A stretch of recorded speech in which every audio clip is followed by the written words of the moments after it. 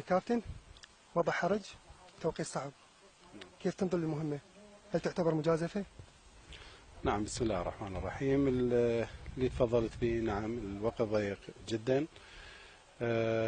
لكن يعني أنا أعتبر هو واجب وطني وتكليف أنه لازم نأديه. المباراة أنا أعتقد أنه هي إن شاء الله ليست صعبة، كل الأمور إن شاء الله يعني تميل لصالح منتخبنا الوطني، لكن أكيد أكو كثير من الأمور اللي يجب أن يعني قدر الإمكان نقف عندها. راح تكون عندنا الآن محاضرة مع اللاعبين، أكو يعني بعض الضوابط راح تكون على اللاعبين، ضوابط هي أكيد هي يعني مو فنية.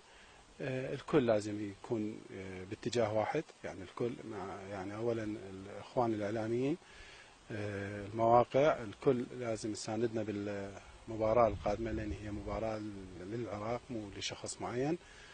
والضوابط قلت لك انه الكل اللي يخضع لها، اللي ما عنده استعداد ممكن ان يكون خارج المنتخب، لانه احنا 23 لاعب ومباراة اخيرة ما تقبل القسمة على اثنين، لكن بنفس الوقت يجب ان يعني نكون بالمباراة بوضع نفسي جيد، يعني بعيدا عن الضغوطات، واعتقد انه الجانب الفني هو يميل لمصلحة منتخبنا ان شاء الله.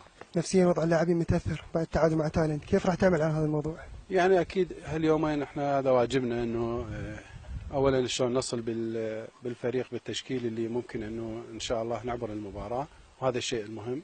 نسال الله عز وجل انه يوفقنا باختيار التشكيل المناسب.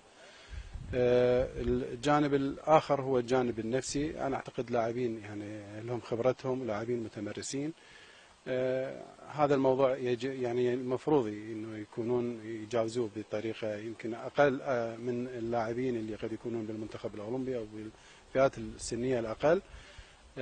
مع ذلك احنا ايضا علينا دور الكل، يعني انا ذكرت لك انه الاعلام، الاخوان بالاتحاد، الجمهور اللي راح يحضر المباراه ان شاء الله، احنا ككادر فني علينا انه شلون يعني نكون اداه مساعده للاعبين حتى ان شاء الله نتمكن بالظهور بشكل مشرف بالمباراة القادمة إن شاء الله. شكرا.